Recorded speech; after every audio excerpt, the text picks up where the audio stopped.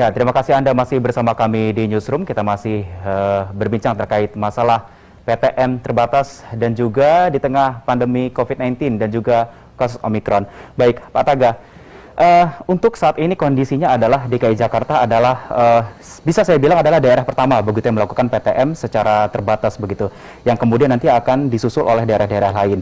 Ini kan tentunya akan menjadi role model begitu ya bagi daerah lain. Tingkat keberhasilan atau tidaknya ini akan dilihat dari DKI Jakarta nih. Nah, saya ingin tanya keputusan apa ataupun kira-kira dari Disdik begitu ya yang aturan-aturan ini akhirnya bisa dijalankan begitu. Apakah mungkin muridnya harus vaksin lengkap dulu, ataukah memang guru-gurunya juga emang harus vaksin juga, atau bagaimana? Ya, artinya gini, PTM ini sebenarnya kan sejak 2021 sudah dilaksanakan. Kita bahkan sudah pada angka 10.400 tadi Mas Ishak sampaikan ya. Prosedur itu dari mulai penyiapan sarana prasarana di sekolah untuk mendukung prokes itu sudah kita coba validasi. Kita verifikasi benar tidak ketersediaannya. Kemudian guru-guru didiklat untuk bisa menyiapkan pembelajaran dengan pada masa pandemi. Memang tantangannya, challenge-nya itu ketika udah bicara 100%. Ini yang memang kalau kemarin kan masih 50% jumlahnya, sekarang 100%. Nah, oleh karenanya tadi saya bilang intensitas atau efektivitas Satgas di tingkat sekolah itu penting banget. Tadi seperti Prof. Indra khawatirkan, memang betul anak-anak kita ini bahkan 2 hari saya monitor di sekolah, itu terlihat betul gimana guru selalu mengingatkan, nak jangan bercanda nak, jangan. Itu sebenarnya terlihat di situ. Itu menunjukkan bahwa guru juga mengerti bahwa ini adalah amanah dari orang tua dan masyarakat agar dijaga kesehatannya. Satu, yang kedua, kita ada prosedur. Setiap sekolah itu senantiasa ada satgasnya terdiri dari pertama ada yang menangani khusus sarana prasarana, ada yang menangani tentang untuk kesehatannya. Ini bisa koordinasi dengan puskesmas terdekat. Jika ada hal-hal anak murid kita yang bergejala seperti gejala COVID itu, kita akan koordinasi dengan kesehatan. Yang ketiga juga, setiap hari sekolah itu melaporkan apa yang terjadi di sekolah. Baik. Terutama kehadiran ketidakhadiran. Artinya setiap hari kepala sekolah laporan secara sistem ya, kita akan data di dinas pendidikan. Berapa anak yang tidak masuk, kenapa tidak masuknya, sakit apa, sampai seperti itu. Dalam rangka apa? Mendeteksi sedini mungkin gitu.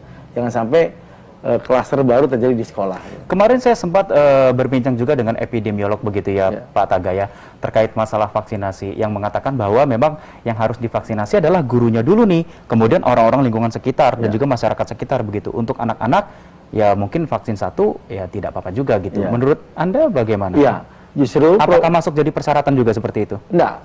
Justru DKI sudah masih konsisten untuk vaksin anak sebenarnya bukan menjadi prasyarat di awal dari LPTM nih. PTM terbatas yang tahun 2021. Yang diutamakan memang guru dan tenaga pendidikan yang ada memang orang dewasa yang memang melayani anak-anak kita. Tapi alhamdulillah vaksin usia 12-17 tahun kemarin itu hampir 75% jumlahnya. Untuk vaksin pertama ya? Iya, sampai dosis 2 sudah 2 dosis.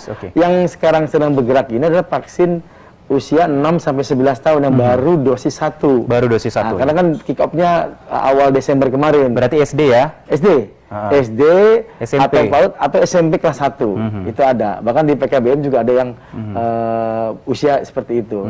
Artinya ini juga kan didukung oleh Bapak dari stakeholder terkait seperti itu. TNI Polri membuat sentra vaksin. Ini kan dalam percepatan. Baik, saya ke Pak Indra. Pak Indra, ini Anda sebagai pengamat sekaligus orang tua begitu ya. Harapan Anda apa? Apakah memang tingkat kekhawatiran ini kan masih terjadi begitu ya? Sebagai orang tua masih gelisah juga untuk melepas anaknya ke sekolah. Harapan Anda apakah memang perlu masih daringkah atau memang sudah bisa silahkan untuk sekolah di sekolah begitu? Jadi yang harus juga kita sadari bersama, sekarang ini kita hidup tahun 2022. Ini adalah era digital, ya kan? Kita bisa diskusi seperti sekarang. Posisi saya tidak di Jakarta, saya sedang di luar kota. Ini bisa dilakukan karena ada teknologi digital, kan? Artinya kalau kita bisa diskusi tanpa saya datang ke studio Jak TV, ya kan? Pada dasarnya sebetulnya harusnya anak bisa mampu belajar dimanapun. Itu dulu yang harus kita sadari bersama, kan begitu. Eranya sudah era begitu ya. Nah, kita kan belajar dari kondisi kemarin. Mungkin karena kita kaget ya, tiba-tiba harus daring semua, itu banyak tidak siap kan begitu. Tapi harusnya sekarang kita sudah bisa beradaptasi. Nah, artinya apa? Kita kan harus berpikir terburuknya nih, Mas.